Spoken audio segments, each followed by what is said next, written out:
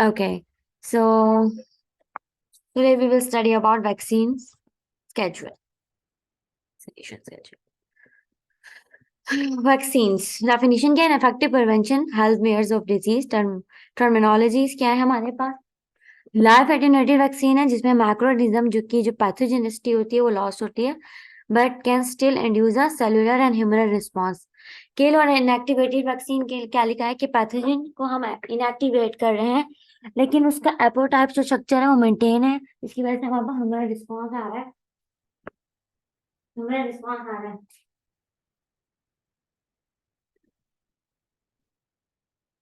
इसके बाद हमारे पास अगला टॉपिक है सब यूनिट वैक्सीन। इसके अंदर हमारे पास क्या होगा? सिर्फ वैक्सीन का कि एंटीजन हो गए। इसके बाद हमारे पास है टैक्सॉइड वैक्सीन जो बैक्टीरिया जिसमें जो है ना टैक्सॉइड होता है लेकिन इंटैक्ट रिसेप्टर होता है, हमारे पास बाइंडिंग साइड होती है।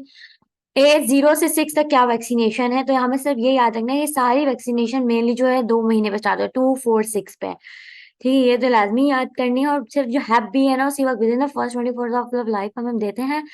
फिर दूसरी जो सेकंड डोज है फर्स्ट 2 मंथ्स में देते हैं। थर्ड डोज जो है ज्यादातर जो है ना 4 6 होती है, 4 नहीं है इसके अंदर, सही है, क्योंकि हमारे पास पहली डोज पहले ही दे चुके हैं।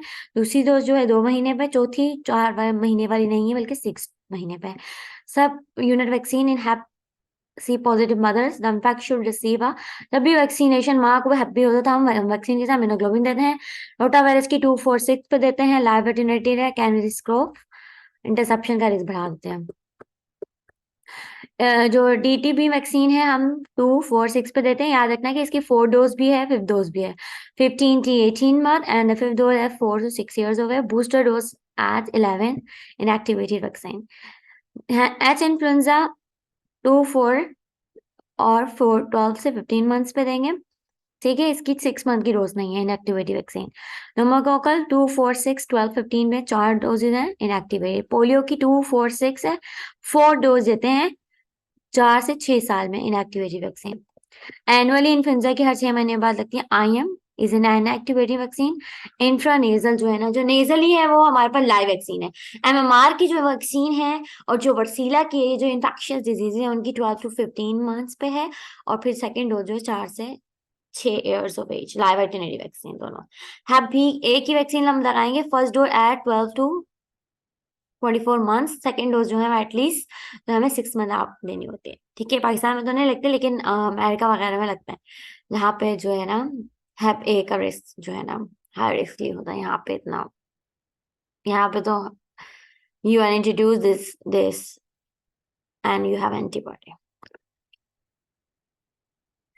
अब वो वैक्सीन जो एडोलेसेंट में देनी है उनमें हमारे पास क्या आती है? DDP आती है जो 11 से 12 साल में लगती है। फिर ह्यूमन पैपिलोमा की 2 डोजेज है at 9 to 14 years of age. तो क्या लिखा है कि हम क्या करते हैं? Patient between the age 9 and the 2 doses maintain 6 से 12 महीने के फर्क के साथ देते हैं। 3 doses at 15 years of age. तो गिवन एट 0 1 2 एंड 6 मंथ। सब क्या लिखे? सब यूनिट वैक्सीन है। 3 doses of vaccine is also recommended in immunocompromised adolescent patient में भी ह्यूमन पैपिलोमा वायरस की वैक्सीन देता है।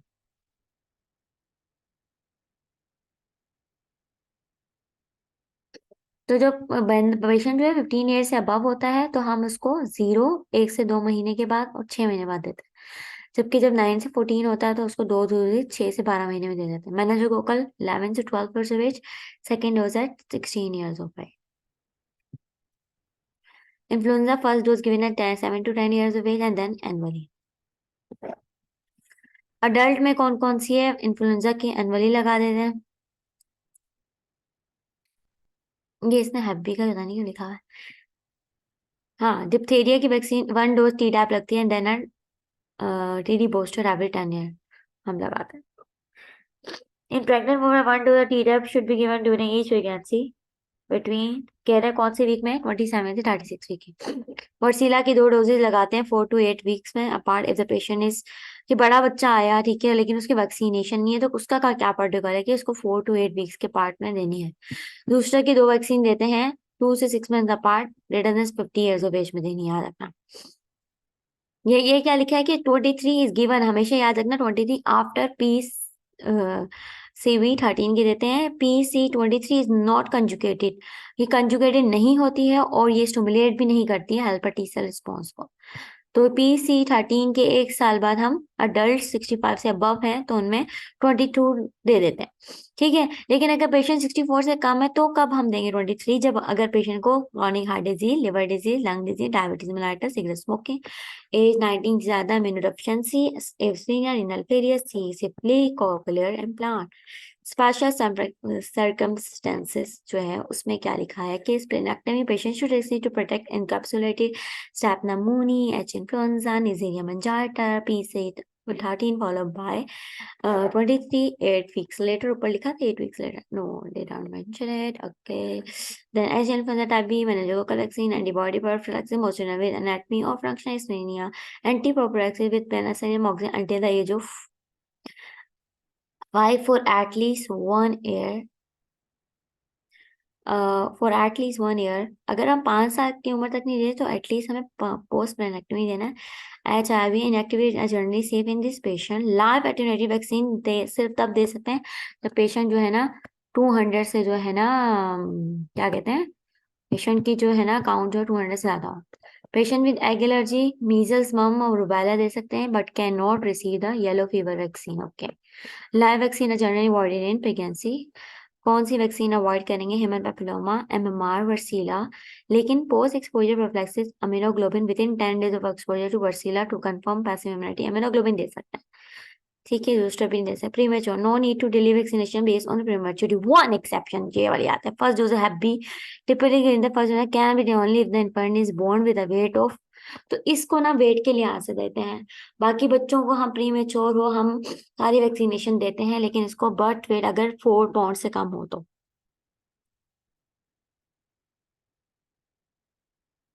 ठीक है, तो यहाँ पे हमारा ये जो है ना खत्म हो जाता है।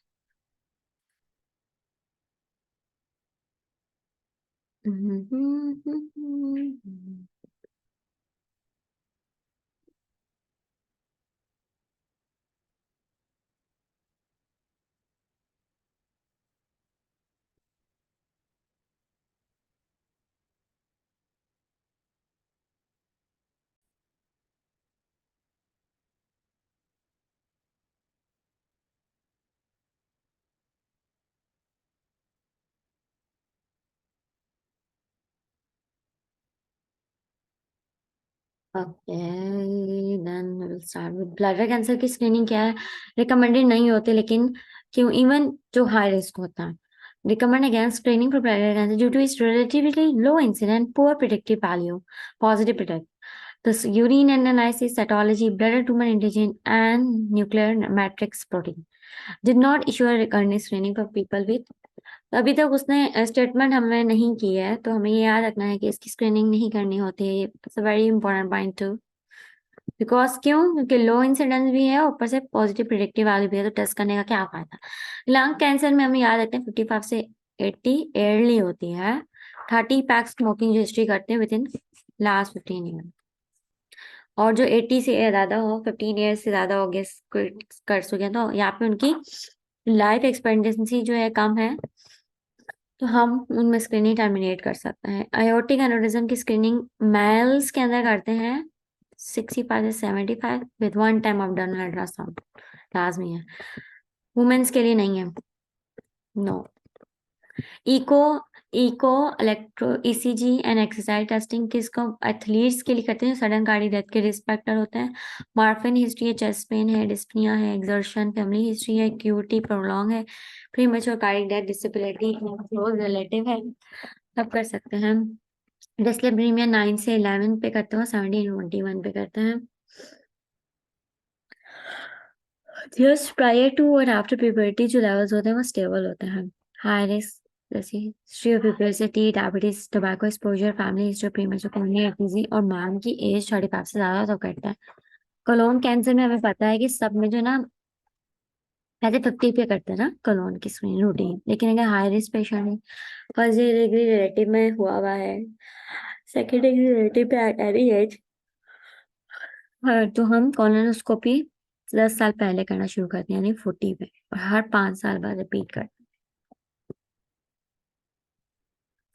आईबीडी जो है ना, उसमें हमारे पास 8 से 10 साल बाद जो है उसके डायग्नोसिस के बाद करते हैं, लेकिन लेफ्ट कोलोन होगा ना तो सिर्फ तो 12 से 15 साल में करेंगे। और हर बाकी सब में ना 1 से 2 साल बाद रिपीट करना है। अच्छा, इसकी फैप की 10 से 12 में करते हैं। लेहान सिंड्रोम की एज 20 से 25, अलग एज है। तो हम screening fecal occult blood test से कर सकते हैं एनुअली, और फीकल इम्यूनो टेस्टिंग भी कर सकते हैं।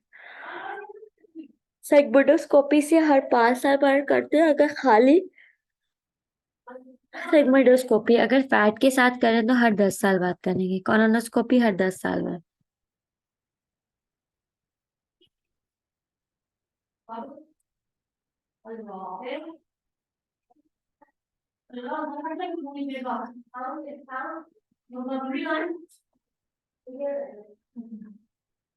उसके बाद क्या है, थ्री स्ट्रेटेजीज क्या होती हैं to decrease colon mortality. Colonoscopy is the most sensitive most costly at 50 separate होता है 50 पे करना। लिहान सिंड्रोम के लिए हम एंडोमेट्रियल कार्सिनोमा, ओवेरियन कैंसर के लिए एंडोमेट्रियल कार्सिनोमा की एनुअली करेंगे 30 से 45 पे। ओवेरियन कैंसर के लिए हम AH 40 पे करेंगे। तो हम ओवेरियन कैंसर के लिए हम चार बेरिंग का एज है तो AH 40 हम जो है हिस्टेक्टमी या बायोलेटरल कर सकते हैं। ऑस्टियोपोरोसिस की ग्रेटर 65 में करते हैं, जिनमें जो या फिर लेस देन 65 हो लेकिन विद इक्वलेंट रिस्क हो ऑस्टियोपोरोटिक फ्रैक्चर्स। फ्रैक्स असेसमेंट में age, sex, weight, height, previous fracture history, smoking, steroid, rheumatoid, secondary causes, alcohol, BMI at क्लैमिडिया की less than 25 with risk factors, no risk factor ना, और 25 से ज्यादा है तो रिस्क फैक्टर हम करते हैं। क्लैमिडिया के लिए कहते हैं। ठीक है, नैट टेस्ट सबसे ज्यादा अच्छा है। हर दो जो 2 महीने में जो भी जितने भी पार्टनर्स थे उनको हम टेस्ट करते हैं इसमें। ठीक है। A basic drug screen can detect basic drug test can detect amphetamine, cocaine, or phenol that have been used. The testing can be useful if the patient is a drug abuser or pain management program or receive psychiatric care. तो ये कह रहे हैं कि जब drug abuse rehabilitation में जाए pen management के लिए, random drug screening non recommended but resolution should be counsel. लेकिन बच्चों को काउंसल करना चाहिए the risk of injury, motor vehicle crashes, abuse and dependency. बच्चों एडोलेसेंट्स को हमें बताना चाहिए। सर्वाइकल स्क्रीनिंग एचआईवी में करते हैं, also sexual intercourse time diagnosis पे भी करते हैं annually until greater than 3 months. 3 normal result आते हैं तो हम देन रूटीन टेस्टिंग। रूटीन क्या होती है, इम्यूनो कम्प्रोमाइज में को टेस्टिंग करेंगे, याद रखना। एज लेस देन 25 कोई स्क्रीनिंग नहीं। 21 से 30 है तो साइटोलॉजी एवरी 30 है। 30 से 65 तक साइटोलॉजी एवरी 3 ईयर और साइटोलॉजी प्लस पैप हर 5 साल बाद। 3 और 5 याद रखें। 65 से तो हम नहीं कर, स्क्रीनिंग स्टॉप कर देंगे। नेगेटिव, हाई रिस्क या लो रिस्क। हिस्टेक्टोमी कब करते हैं,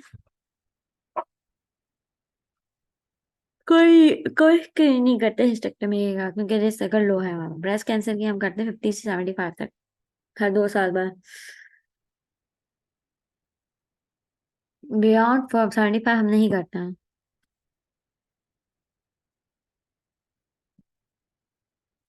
ब्रेस्ट कैंसर की स्क्रीनिंग एट 50 पे स्टार्ट होनी है। Mammography every 2 until the age of 40 because it has risk factor early में आगे नीली पड़ती। First should be recommended at the age of, वैसे हाँ 50 पे करते हैं। अगर कुछ रिकमेंडेशन, अगर किसी को रिस्क फैक्टर है then we can do at the 40s। ठीक है।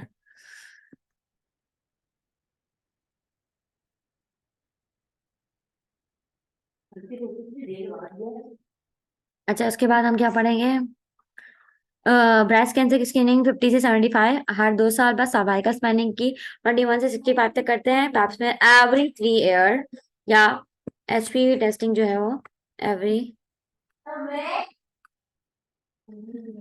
5। कोलोन कैंसर 50 से 75 तक है। कोलोन और ब्रेस्ट कैंसर का सेम स्क्रीनिंग है। फीकल और टेस्टिंग से एयरली कर सकते हैं। कोलोनोस्कोपी से हर 10 साल बाद करेंगे। HIV की नॉर्मल पेशेंट्स की बात करें, HIV की 15 से 65, अर्ली एज है बहुत। वन टाइम याद रखना, वन टाइम स्क्रीनिंग करता है। लिपिड स्क्रीनिंग मैन 35 में करती है, ये उन लोगों के लिए जो नॉर्मल पेशेंट, उनमें स्क्रीनिंग करना है एवरी 5 ईयर, एवरी 5 ईयर। स्ट्रक्टमी हाइपरटेंशन 18 ईयर से हर 2 साल बाद करनी है। डेक्सा 45 से अबव।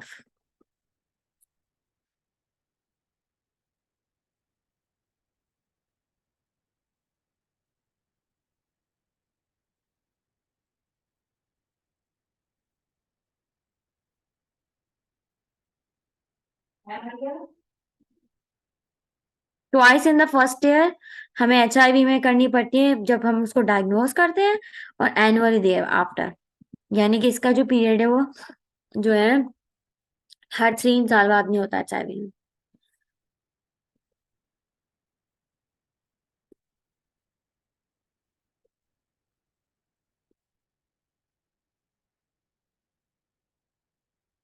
डायबिटीज मेलाइटिस का क्या है?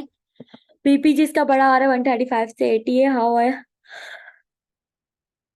उनमें हमें स्क्रीन करना चाहिए लिखा हुआ है, ठीक है, इतने बीपी पे। और ग्रेटर देन 45 होनी चाहिए एज, अगर लेस देन 45 है with risk factors. Fasting, two और ग्लूकोज टॉलरेंट है, HbA1c कर सकता है, फैमिली हिस्ट्री, हाइपरटेंशन, ओवरवेट है। लेस देन 25 BMI है, ग्रेटर देन 25 तो हम करेंगे physical activity, first degree relative diabetes, Asian, African, American, Asian, Pacific, women whose childbirth weight is greater than 9, history of gestational hypertension or prior dyslipidemia, PCOS, history of glucose tolerance, अगर 6.5 से ज्यादा है तो diabetes, 5.7 से कम है normal, between जो है risk increase है, 126 से ज्यादा डायबिटीज, 100 से कम है तो नॉर्मल, 100 बिटवीन है तो इनके तो इंक्रीज है, 200 से ज्यादा रैंडम आ रहा है तो डायबिटीज, इन दोनों के दरमियान है 140 से लेस तो को नॉर्मल, इन दोनों के दरमियान है तो इंक्रीज इसको डायबिटीज। OGTT जो हमारा टेस्ट है वो 75 ग्राम से कर रहे हैं हम, और इसके अंदर 140 से नॉर्मल होता है।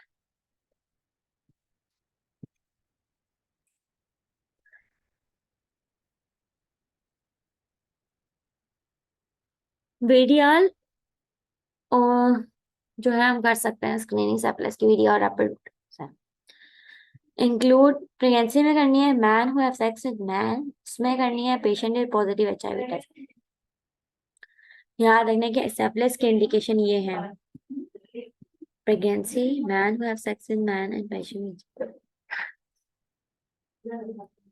याद रखना PCOS में ग्लूकोज ओरल टेस्ट करवाते हैं एज कम्पेयर टू HbA1c और फास्टिंग। प्रोस्टेट कैंसर का ये बोला है कि हम लोग करेंगे इसकी 25 ईयर्स ऑफ एज से स्क्रीनिंग हम स्टार्ट करेंगे, और प्लस 40 एज से 75 ईयर्स तक कर सकते हैं, लेकिन कुछ लोग कहते हैं हमें नहीं करनी चाहिए, तो यहाँ पे इन्होंने कहा है कि ये जो है डिफर कर रहा है। A common malignancy that is often asymptomatic in the initial day, current screening guideline for PCA testing are controversial है हमारे पास ये बात, इंडिविजुअल बेसिस पे है, अगर पेशेंट 60 ईयर है फाउंड माइल्ड सिम्टम है PCA screening would be only. Iron deficiency बच्चों में हीमोग्लोबिन करते हैं एट एज 1, बच्चों में 4 साल पे फिजियोलॉजिकली टेस्ट करते हैं, अर्ली भी कर सकते हैं ना, कोऑपरेटिव थी सिनेल चार्ट करते हैं, गोल्ड स्टैंडर्ड है, HOTV 4 लेटर और लिया पिक्चर से भी कर सकते हैं जो बच्चे नहीं पढ़ पाते हैं। 2040 हो या 2030 हो, शुड प्रमाण ऑपथेल्मोलॉजिक हमें करनी चाहिए इन्वेस्टिगेशन, बाकी इन्वेस्टिगेशन वगैरह में। Autism screening at ages 18 to 2 years पे करते हैं, डिप्रेशन के उसकी 12 साल में करते हैं, ठीक है। फिर हमने यहाँ पे टेबल बनाया है कि 55 to 80 एनुअली, लंग की करते हैं, कोलोन की ग्रेटर देन 50 पे करते हैं हर 10 साल में, लिहान की 30 से 35 में करते हैं एनुअली, एट एज 40 प्रोफैक्टिस रखते हैं, बायोरेक्टर में करते हैं, सर्वाइकल की 21 से 65 में, वुमेन में करते हैं हर 3 साल बाद, ब्रेस्ट कैंसर की 50 से 74 तक करते हैं हर 2 साल बाद।